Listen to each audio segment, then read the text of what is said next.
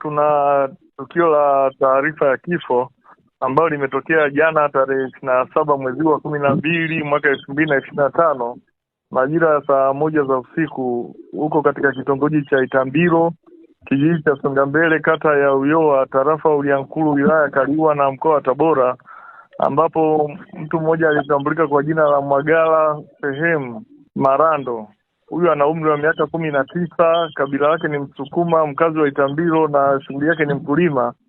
Alifariki dunia baada ya kupigwa na radi akiwa na wenzake wawili ambao ni majeruhi, wakiwa wanajikinga mvua kwenye kibaraza cha nyumba yao ambacho kilikuwa kimeegemewa na mti pia. Majeruhi ni Yohana Peter, ana umri wa miaka 18, mkulima, mkazi wa Itambiro, pamoja na George Deusi ana miaka 18, huyu ni Msukuma, mkulima na ni mkazi wa Itambiro.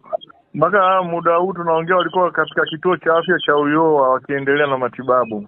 Wito wangu kwa wananchi wa mkoa wa Tabora, kama tunavyofahamu kwa jiografia ya mkoa wetu, huwa tunakuwaga na radi nyingi kwa wakati wa kipindi cha mvua. Na kipindi cha mvua zinazoendelea kwenye maeneo mbalimbali ya mkoa, nitoe tahadhari kwa wananchi wa mkoa wa Tabora kuhakikisha kwamba pale mvua zinaponyesha tukae maeneo salama na kuepuka maeneo hatarishi kwa radi. Kama hao ambapo walijikinga kwenye eneo ambalo lilikuwa ni jirani na mti, kitu ambacho kinaweza kuleta madhara kwao.